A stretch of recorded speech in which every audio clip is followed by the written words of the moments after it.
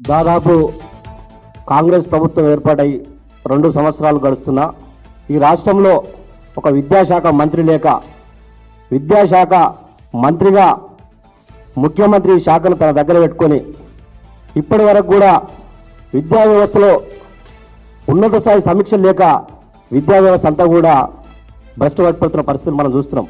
ఇప్పటి వరకు కూడా అంటే ఒక విద్యాశాఖ మంత్రికి ఒక ఉన్నత విద్య చదివినటువంటి వ్యక్తుల వలన విద్యాశాఖ మంత్రిగా చేస్తే విద్యా వ్యవస్థ గురించి పూర్తి అవగాహన ఉంటుంది. తనకు అరకొర చదివినటువంటి చదువులతో ఆనాడు బ్లాక్మెయిల్ చేసి ఈ రాష్ట్రానికి పిసిసి అధ్యక్షులు ఎట్లయ్యారో అదేవిధంగా మరొక బ్లాక్మెయిల్ చేసి రాష్ట్రానికి ముఖ్యమంత్రి అయినటువంటి ముఖ్యమంత్రికి విద్యా వ్యవస్థ గురించి ఎక్కడ కూడా అవగాహన లేక నిన్న జరిగినటువంటి క్యాబినెట్లో తనకంటూ ఒక విద్యాశాఖ మంత్రి సపరేట్ పోర్ట్ఫోలియో ఉన్నటువంటి వ్యక్తి ఉంటే సమీక్షలో మాట్లాడగలుగుతాడు. తనే ముఖ్యమంత్రి ఉన్నాడు కాబట్టి ఆ విద్యాశాఖ గురించి కనీసం ఒక 5 నిమిషాలు కూడా ఇక్కడ తెలంగాణలో ఉన్నటువంటి విద్యార్థుల గురించి ఆలోచించే పరిస్థితి లేదు.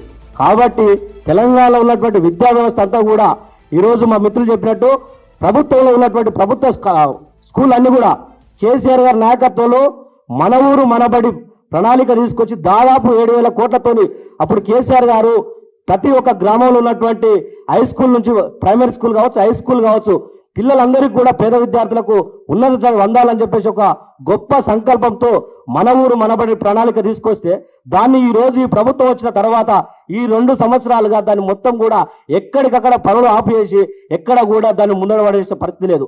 అదేవిధంగా గురుకులాల పరిస్థితి చూస్తే గత 10 సంవత్సరాలు ఏ విధంగా కూడా ఈ 2 సంవత్సరాల గురుకుల పరిస్థితి చూస్తే చాలా మంది విద్యార్థులంతా కూడా సూసైడ్ చేసుకున్నటువంటి పరిస్థితి.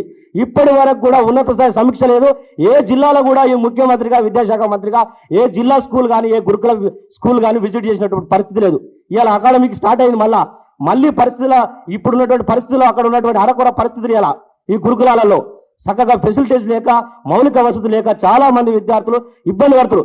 ఎక్కడ కూడా జిల్లాలో ఉన్నత స్థాయి అధికారి ఎవరో కూడా ఈ ముఖ్యమంత్రికి తెలియదు. ఈయన విద్యాశాఖ మంత్రిగా ఉన్నాడు కదా, ఈ ఒక జిల్లాలో ఉన్నటువంటి ఈ 33 జిల్లాలో ఏ ఒక్క జిల్లాలో కూడా ఉన్నటువంటి ఒక ఉన్నత స్థాయి ఆఫీసర్ విద్యాశాఖకు సంబంధించిన ఆఫీసర్ ఈయనకు ఏ వ్యక్తి ఉన్నాడో కూడా తెలియని పరిస్థితి.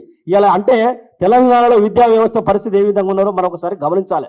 తెలంగాణలో ఇవాళ కేవలం ఈయన ఏ కార్పొరేట్ విద్యా వ్యవస్థకు ఇలా దోచిపెడుతుంది. ఇలా మళ్ళీ కార్పొరేట్ విద్యార్థులు కొమ్ము కాసుకుంటూ ఇక్కడ ఉన్నటువంటి పరిస్థితులు బాగాలేక పేద విద్యార్థులంతా కూడా పైసలు లేని పరిస్థితులు ఇలా వాళ్ళ తల్లిదండ్రులు ఒత్తిడి చేస్తే ఇలా కార్పొరేట్ విద్యార్థులు కార్పొరేట్ స్కూళ్ళలో చేయనటువంటి పరిస్థితి చూస్తున్నాం.